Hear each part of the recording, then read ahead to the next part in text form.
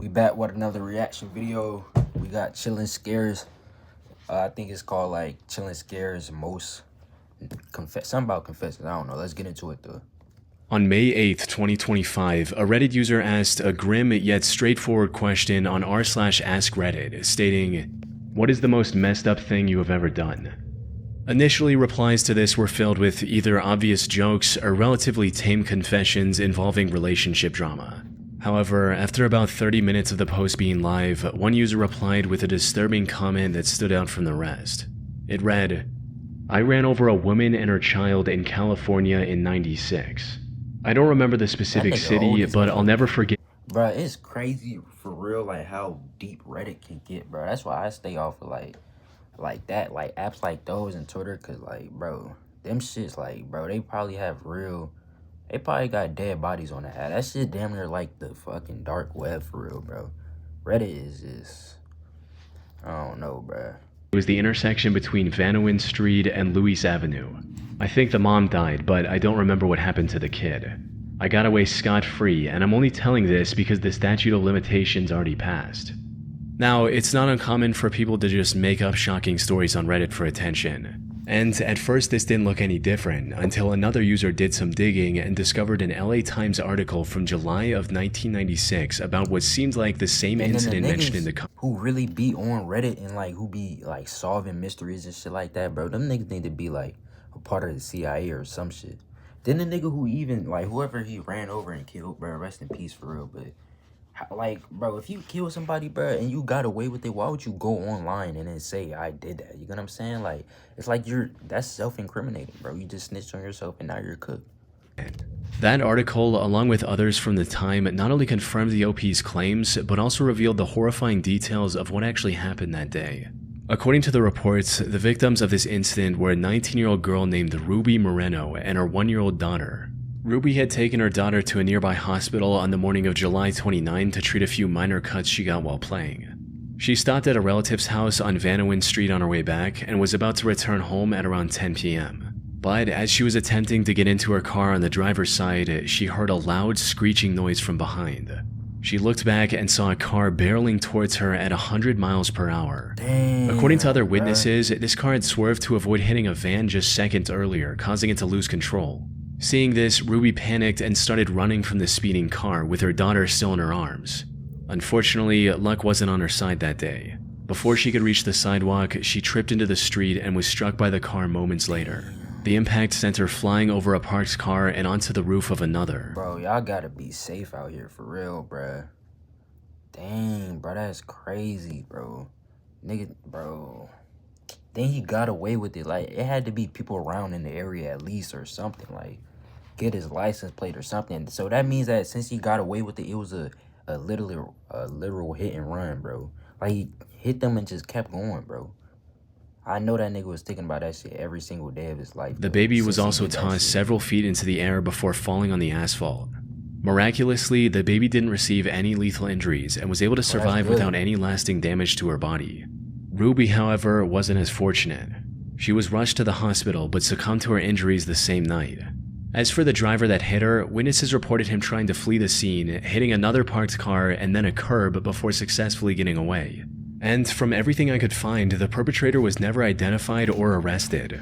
So if this Reddit user was telling the truth, there's a real chance he was the driver behind the brutal hit and run nearly 3 decades ago.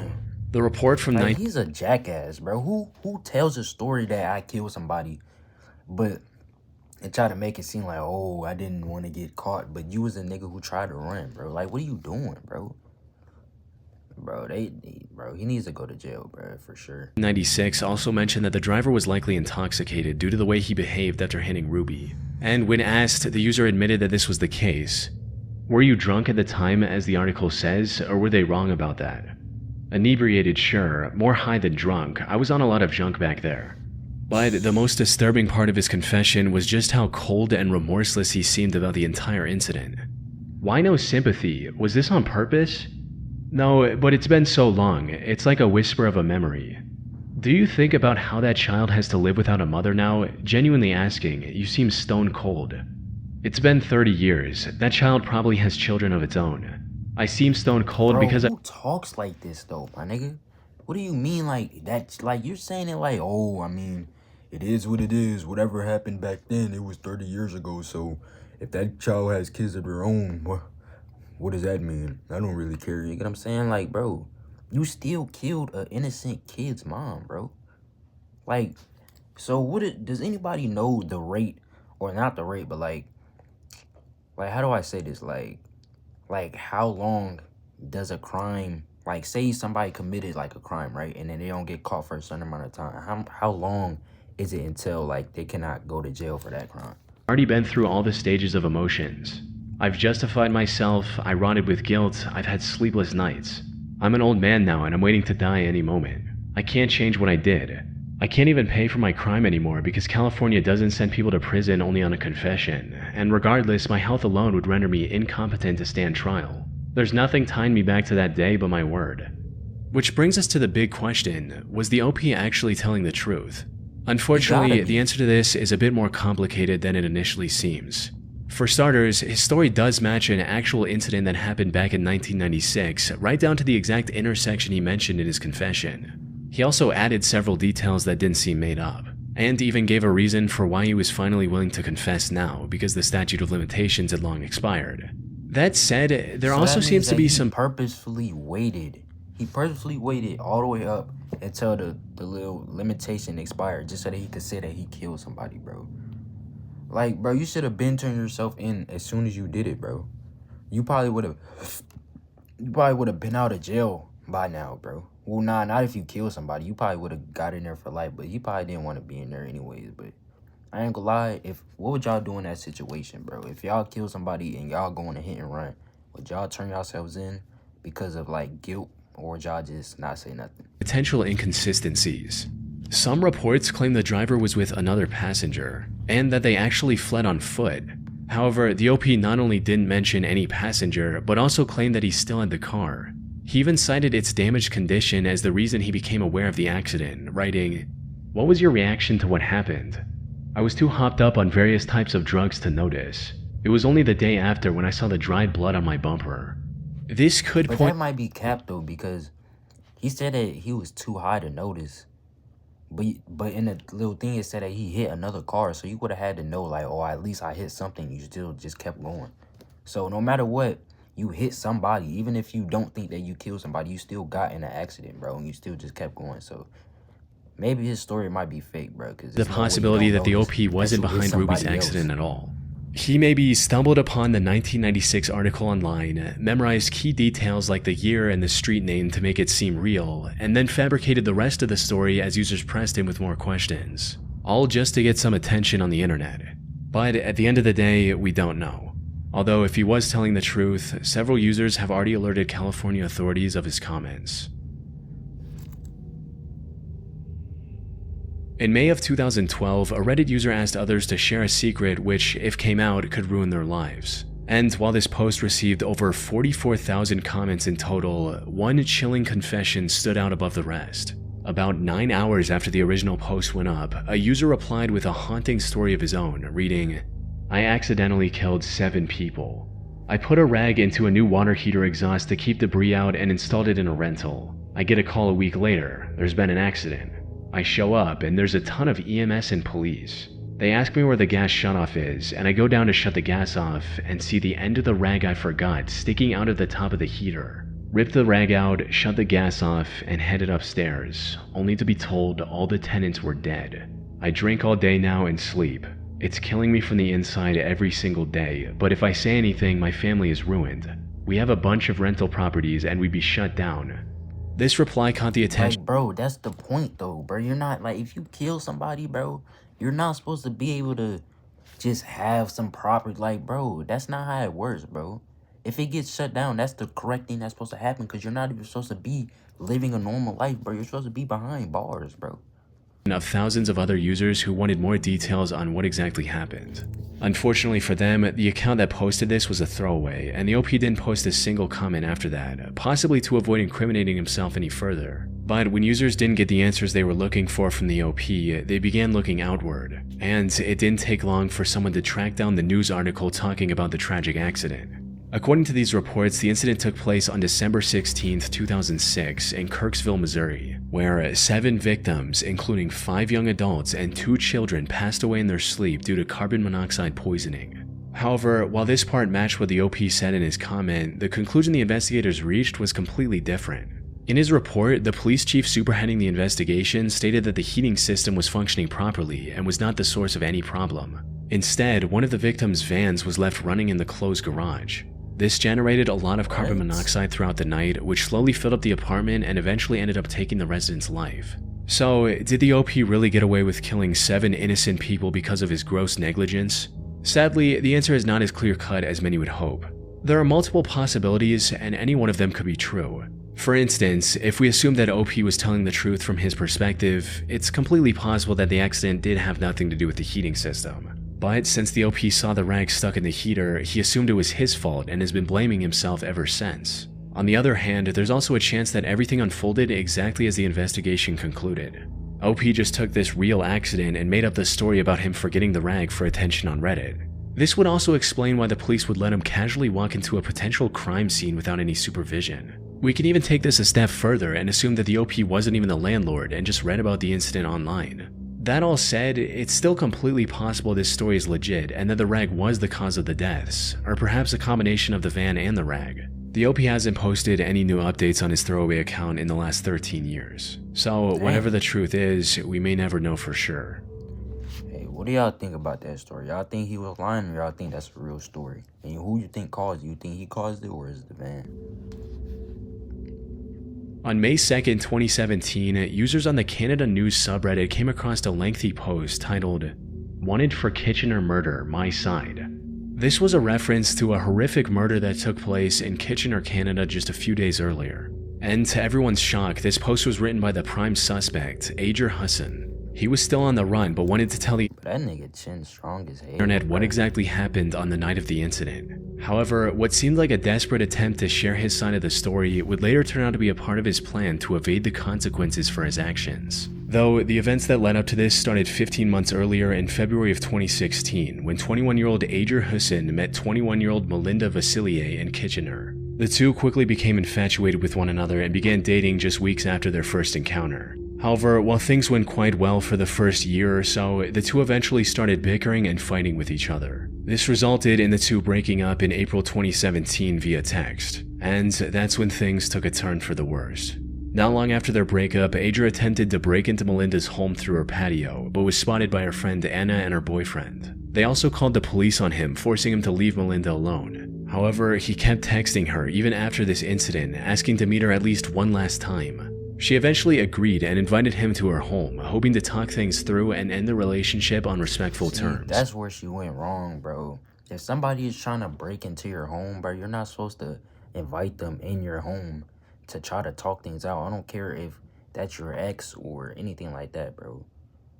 Girlfriend, bro, anything. Fling, bro, one night, bro, none of that stuff, bro. If somebody is trying to break in your house, why would you allow them to come back in your house? Obviously, they're trying to do something that, you know what I'm saying, that's not good, bro.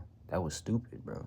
They decided to meet on the night of April 27th, but when the time came, Ager didn't show up. Melinda had asked her friend and sister to stay with her at home while Ager was visiting. However, since Ager was a no-show, she gave them the go-ahead to carry on with their night and the two left. They returned shortly after midnight, and to their surprise discovered that Ager had shown up while they were gone and was now in Melinda's room with her. The girls confirmed Melinda's safety before heading off again to get food. This trip took barely 30 minutes, but by the time they came back, things had somehow spiraled into a complete nightmare. The apartment was in complete disarray and there was no sign of Ager anywhere. And as they stepped further into the apartment, they found Melinda lying face down on the kitchen floor in a pool of blood with her body covered in dozens of wounds. They rushed in to check on her, but tragically, it was already too late. Melinda had no pulse. After composing themselves, they contacted the police and told them everything they knew, sparking a nationwide manhunt for Ager. However, despite days of searching, the investigators were unable to find anything about his current whereabouts. That is until a post from Ager himself popped up on Reddit explaining everything that happened from his perspective. He opened his monologue by going over the history of his and Melinda's relationship, how they were perfect together, and that he was even planning on proposing to her before everything fell apart. After spending a bit more time going over the timeline of the relationship, he moved on to talking about the day of the incident. And according to him, this is what happened after Melinda's friend and sister checked up on them. We continued to talk and finally decided it was worth it to try one more time. Anna and her other friend left the house to grab food. We both let everything out and our relationship was back on track. As I'm getting ready to leave, she asked me if I had done anything with any other girls while we were on a break, or any time we were on a break. I told her we needed to be honest and said yes and told her about it. She started freaking out, wouldn't say a word, just kept slapping me with tears in her eyes. Slaps turned into hits. I told her I was sorry, but if she didn't stop, I'd do something back. She didn't stop. I then stupidly pushed her, harder than I expected. She fell against the sink.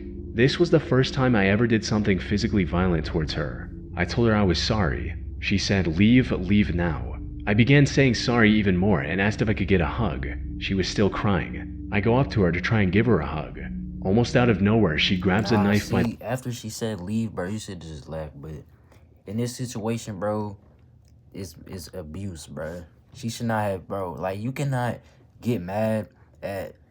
I ain't gonna lie, I don't really understand the stuff with the break, bro. Like, if you take a break from somebody and then they start talking to other people, bro, then, like, it should be over after that, bro. It's, like, what's the point of a break? If y'all feel like y'all need a break and y'all are gonna get mad if you're talking to somebody else during the break, then y'all just need to break up, bro. But she should never been hitting him, I ain't gonna cap. But once she said leave, if he would have just left, bro, she would have never died, bro. But rest in peace, for real. Sink. Initially, I thought she was just going to hold it to try and tell me to leave. She doesn't. She comes at me full force, aiming towards my face. I tell her to stop. She doesn't. I tried grabbing the knife, but ended up cutting my hands. After a few cuts, I lost it. I freaked out. I was scared and in a state of shock. Never in 100 years did I think she would use a knife against me. Out of shock and fear, I grabbed one. I hit her with it, almost blindly, a few times. I didn't know what happened. I was confused, shocked, and scared. I had no intentions of that happening. When I left, I honestly thought she just passed out. Then I looked at the blood and started freaking out and just ran. I didn't know for sure she had died until the next day. I honestly had no intention of ever doing that to her. I was protecting myself. From there, he went on to talk about the amount of regret and sadness he was feeling for what happened to Melinda. He also expressed his shock over the news calling this a targeted attack. Now, on their own, these look like the words of a man desperately trying to clear his name after an accident, when in reality, every word in this post was carefully selected by Ager to make himself look as innocent as possible. For instance, he claimed that Melinda often slapped and hit him near the beginning of his story, so that it doesn't seem suspicious when he mentions it later. When, according to people who knew her, Melinda was extremely sweet and had no violent tendencies. Ager also downplayed the break-in attempt, claiming he merely visited her house to talk, and even left out the part about Melinda getting... But see, with the break-in, because they said that they called the cops on him. So if they called the cops on him, if they can get them same cops to say, like, oh yeah, we had to, you know what I'm saying, get him from around this area, then that means that everything else he said was a lie, bro. And he probably actually did end up killing her. You get what I'm saying? Like, unprovoked, bro. Restraining order against him following that incident. He also mentioned that he swung his knife just a few times in self-defense, when in reality, autopsy results showed a staggering 47 different wounds on her body. Luckily, by this point, the police knew that he crossed the border a few hours later and was now hiding in the US. Yeah, see, that's it, bro. He definitely killed her on purpose, bro. I don't know, like, it's not even that she had to do anything, bro. See, you should have known when he was trying to break in your house that, like, bro, how you trying to rekindle things after somebody tries to break in your house? I'm still on that, bro. But stabbing somebody 47 times and then they go to the border, bro, what does that tell you, bro? Come on, bro. He's trying to hide from something, bro. It doesn't matter if he actually killed her or not. He has something to hide, bro. It did take them a few weeks to pinpoint his location. They were eventually able to arrest and charge him with the murder of his once girlfriend. Further investigation also revealed other twisted methods he tried to seem more innocent, like sending a message to Melinda saying, "Nice seeing you tonight, glad we worked things out. Anyways, see you soon," hours after committing the crime. He stood trial on October 2023, where the jury concluded his motive boiled down to, "If I can't have you, no one can." He was given a life sentence with the possibility... So he was just a jealous ex. I mean, you could say that, obviously, because he was trying to break in, but why did she... Bro, rest in peace, but, bro, she should never try to, like, allow him to rekindle, bro. That's just someone you cannot trust, bro. Parole after 16 years. On June 7, 2019, a throwaway account made a post on the Confessions subreddit claiming to be responsible for the deaths of several people. The post opened with the OP talking about his life goal 4 years ago, how he didn't get stuck in a 9-to-5 cycle, so he came up with a different business plan, selling substances. However, this really didn't work out as well as he'd hoped. He hated meeting people in person and was constantly afraid of someone finding out who he was and where he lived. But then he learned about a popular marketplace for illicit substances on the dark web and started using that to conduct business. Things were going well, and even upgraded from selling just 3 substances to shipping several much more potent options as well. Unfortunately, what started as a major boom for his business turned into a massive disaster when he accidentally sent the wrong items for a few orders, stating, "I put all my addresses into an Excel spreadsheet along with their name, zip code, order, along with the amount. At the time, I was selling some super white powdered meth. The was also a white powder. Damn. Very similar consistency. Long story short, my Excel messed up or I messed up, and about 7 people's orders were filled in as orders. They all went out. I didn't notice and kept doing my thing for a few days. After about 5 days, someone contacted me and told me their friend died from my I immediately called BS and went to check my order log and scale up how much I had of my left.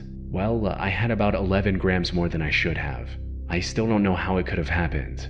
I wasn't a user, but I definitely was high."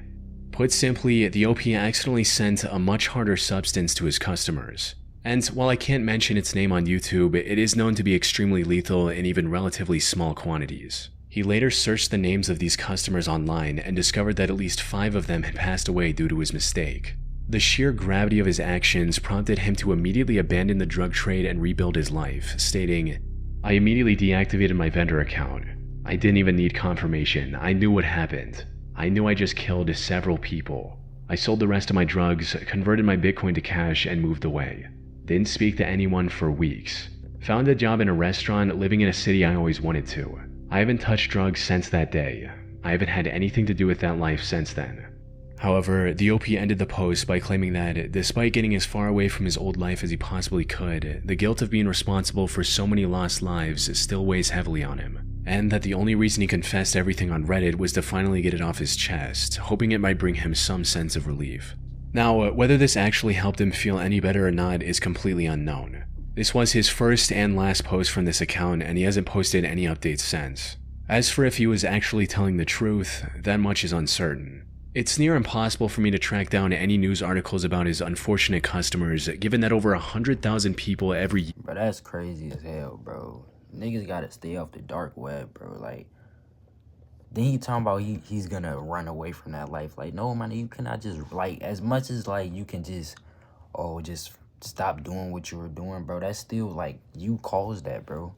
And if they know that 5 people died, if he said that he searched it up on the internet or something like that, how does the police not see that and find out, you know what I'm saying, who did it? And how, like, if this dude Chillin' Scares can say and show all of these stories about, you feel what I'm saying, how do they not get in contact with these people, bro? Lose their lives from that same substance. That said, many users in the comments believe the story was genuine, and some even express sympathy for the OP's situation. Though I doubt we'll get... Bro, why is niggas giving this nigga sympathy? Like, okay, yeah, you can sell, like, you feel what I'm saying? It's people who sell, but, bro, you should not have no sympathy for making no type of, like, I mean, yeah, it's a mistake, but I don't know, bro. It's just, bro, you gotta pay attention, bro. Especially when you're handling stuff like that stuff, bro, this is crazy, bro. Any concrete answer on this confession's legitimacy anytime soon.